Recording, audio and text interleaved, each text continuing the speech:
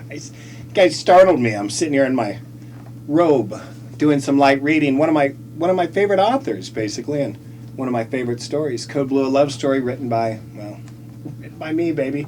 And I'm just sitting here in my bathrobe on a hot day, starting to break out a sweat, and maybe I've got britches on and maybe I don't, but you never know with us old punks. You never know what you're doing. And I'll tell you real quick, I can't wait till I get even older, the day I'm 80 or 90, and I can walk into the grocery store and just pull out my dick and piss all over the floor, and nobody complains because I'm an old man. They just think I've fucking lost it.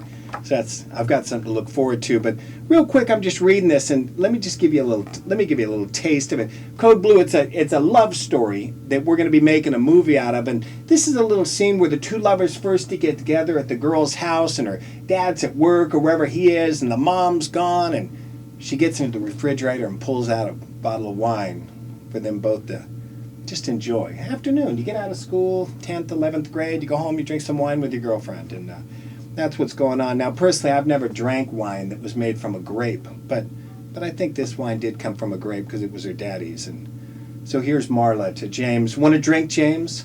The wine was sour, but it was easy to swallow, like sugarless grape juice. It was his first real drink if you weren't counting sips off his mom's beers. Marla flopped down on the couch and kicked off her tennis shoes. She was wearing striped knee socks and a pair of real short shorts. She leaned into the pillows and took a big girl drink. He sat next to her and let his eyes wander up over her legs to her crotch. Up her tanned stomach they climbed across her small breasts until they came expectantly to rest on her lips. She had great lips, thick and glossy with a light shine of white lipstick or balm. He could see its residue on the rim of the bottle as she held it. Here, she said, have some more. Anyway, I'm erect.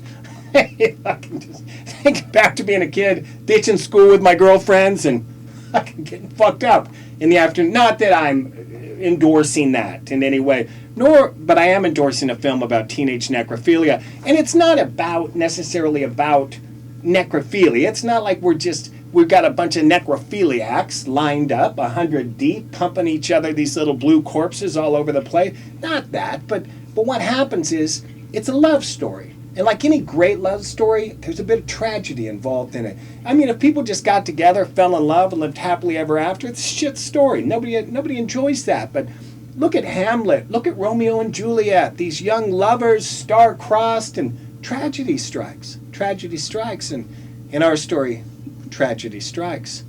Young Marla dies. A little drug overdose. Too many pills, too much of her dad's booze, and bam, out she goes. And yet, their love has never been consummated. So James goes to the mortuary to visit her. Now, I don't want to go too deep into this, but James is a disturbed young man, like many of us have been. Old punks, disturbed, looking for funds to make movies. That's what I'm doing, baby. Susan Diner, the director of Punk's Not Dead and the producer of Brick, she and I have got together. Me, Jack Grisham, T.S.O.L. got together, and we're going to make a film. And let me tell you something. When old punks make a film like this, you can't go to corporate money. It's not like you can walk into some corporation and say, hey, baby, I want to make a film about teenage necrophilia. Why don't you write me a check? It doesn't happen. This is like how punk rock used to be when I was a kid. Nobody wanted it. No radio stations were playing it. Nobody's doing it. You got to hustle, hustle, hustle on your own. And that's what we're doing here. We're coming to you. We're hustling. We're coming to our friends, to our family, to the people that like or support any work we've done, and we're saying, hey, man, get off your ass. Come and pledge. Pledge, not donate. We're not looking for free money. We're not handing out on the curb. We're not pimping change on the curb. We're not doing that. We're asking for a pledge, and what happens with a pledge? You get something for it. You give us $20, you get a ticket to the premiere. You ever been to the premiere? A premiere? $20, go to a premiere, sit next to the actors, whatever. You got a party, you got bands playing, that kind of thing. $20 that, and as it goes up, you get more shit. Posters of the film, phone calls. You can even go up to be an extra, to be a producer, to be whatever. We're asking for your pledge. Get involved. We got only a couple weeks left to get this film made. Let me tell you something.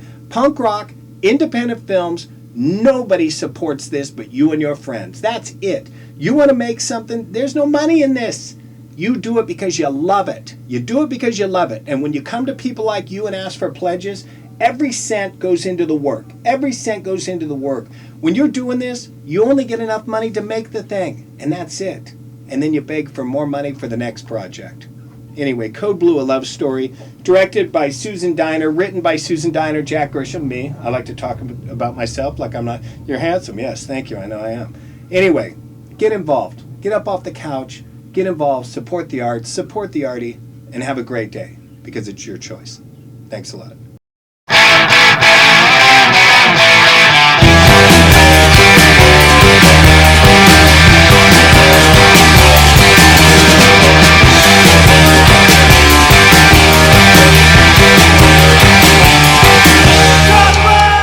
PNX News.